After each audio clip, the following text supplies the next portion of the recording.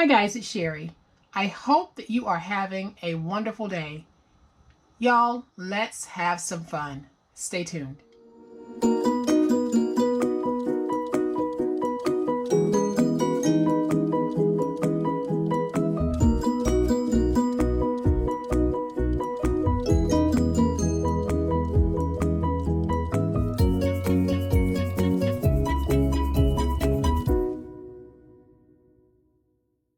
So before I jump into today's project, I wanted to share with you guys a little something that I have been working on for an upcoming video, and it has to do with the clipboards that I made. I showed you guys some clipboards in a recent video where I found these metal clips at Hobby Lobby, and I said I was working on trying to come up with some alternatives for those of you who don't have a Hobby Lobby or perhaps don't have access to this. And I have several that I'm working on, but I wanted to show you this one. Isn't this frog just the cutest? He is so stinking cute. And I made him using some things that we probably all see around this time of year, every year. And then I have another one that I made, which is this yellow daisy. And then I made a white daisy. So I just wanted to give you guys a sneak peek of these and to let you know that I am truly working on some wonderful, unique clip ideas that we can use to make our clipboards more interesting and make them more attractive for sale at craft fairs. So y'all stay tuned for that video. It'll be coming up shortly. But today is all about A2 card boxes. Not making cards, just making a doggone stinking cute card box that will hold A2 cards. And here is the box that I've made. Isn't this just delightful? It's a chipboard box, so it is going to last, and it's a very large box. So if you have cards with embellishments, or you have cards that have embellishments that extend beyond the width and the height of the card, then I've made the box just a little bit larger so that it can hold and accommodate the modifications that you might make to your A2 size cards. And this box, when finished, measures 6.5 across, 6 inches high, and 2.5 inches deep. That is very deep, and I'm going to take the lid off and show you just how deep it is. The 2 card boxes that I made recently are inside of here. So I am going to pull them out. So now you can see that these 2 boxes will fit inside of this one box, and look at that, you still have room. So yes, you can get your heavily embellished cards inside of this box and have a lid to boot. So how easy is this to make? It is super easy, and that's what we're going to do right now. Like I said, this is a chipboard project, so if you don't have chipboard, please use whatever you think is a suitable enough alternative to give you a little bit of that stiffness that we want in a box like this. So I have 2 pieces that measure 2.5 by 5 7/8. I have 1 piece that measures 6.5 by 2.5. And then I have 2 pieces that measure 6.5 by 6. And then this is my paper choice, and I just love the screen. So we have 2 strips that measure 3 by 12. We have 2 pieces that measure 9 by 12. We have 1 piece that measures 7 3/4 by 6, 1 piece that measures 8.5 by 6, and we have a piece for the lid that measures 10 5/8 by 6 3/4. All right, guys, so the first thing that we need to do is we need to join our 2 9 by 12 pieces together.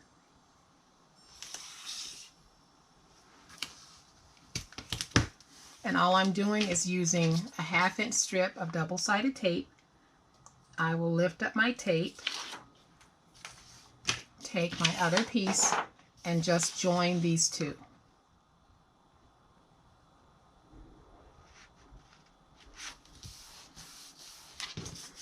And now that I have it joined like this, I will bring in my 6.5 by 2.5 inch bottom. And basically what I'm going to try to do is to make sure that when I lay this chipboard down, I'm laying it so that the joining seam runs as close to in the middle as I can get it. But the bottom line is you want the seam to be on the bottom. And then I will bring in my 6.5 by 6 inch piece. I am going to place that down using about 1/8 of an inch in spacing. And then I'll flip it around on this side and do the same. I'll bring in my second 6.5 by 6 inch piece and place it down.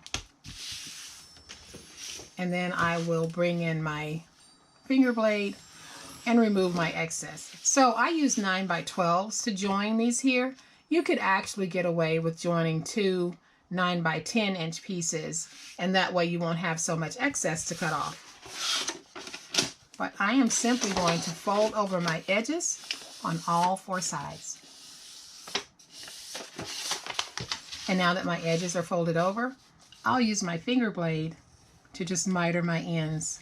Okay, so since my glue is handy, I am simply going to use that to fold over my ends. You can use your double-sided tape. You can actually fold them over with your snail tape runner, but my glue happens to be right next to my hand, so I'll use that. And so now that we have our edges folded over, we need to go ahead and lay down some tape from top to bottom so that we can place our liner. All right, guys, so my tape is lifted up. I am placing glue on the inside edges of my 8.5 by 6 inch piece. And this will be liner number 1 for the inside of this project. So I'll take this piece and I am simply going to place it down close to the top. Just like that. I'll use my paper towel to get this stuck. And now I'll flip it this way. And I simply want to make sure that this piece here is going to fit and then hit right in the center of my base here. So I will add glue to this piece. And now I'll take this piece, lay it down, get it matched to this piece. Use my paper towel to smooth everything out. Okay, so once we have this done, we're going to set it to the side. And now we need to bring in our 2 pieces that measure 3 by 12 and our 2 pieces of chipboard that measure 2.5 by 5 7/8. And all I'm going to do is take this chipboard, place it all the way at the bottom, get it stuck down. Then I'll use my finger blade to cut in and flare out. And I'll do the same thing over here. And so I'll come up, and at this point I'll flare out. And I got a question on why I flare out. Because if I tried to cut everything straight, I might actually cut in too much. And by flaring out, I know that I'm giving myself that wideness that I need so that when I fold this over, I'll have this white space that I'll come back and clean up. So I will lift up my tape, take this piece, fold it over, smooth it out, and now I can remove the excess. It is better to have excess than not enough. All right, guys, so now we need to bring our base back in, and all we're going to do is take the reptile glue and place reptile glue on our 3 raw edges of this chipboard.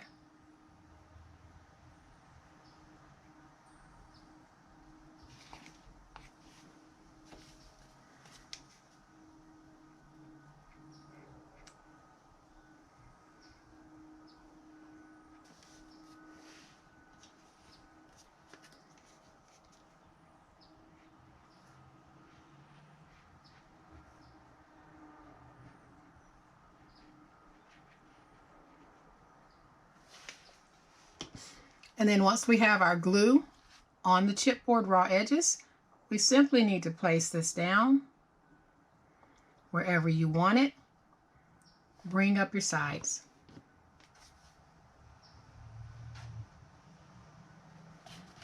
And then when you have it wherever it is you want yours to be, just start pressing in and pressing down and let this firm up before you place the second one. Okay guys, so this one is dry enough for us to work with. And now we'll do the same thing to this one. I will place glue along all 3 edges and then we'll put it in. All right guys, so once we have our glue on our edges, all we need to do is slide this inside, just like that. Squeeze it. And then just hold it and let it dry. So while this is drying, we're going to go ahead and make our lid. So to make our lid, we need the piece that measures 6 3/4 by 10 5/8. And we score this at 1 and at 2 on all 4 sides.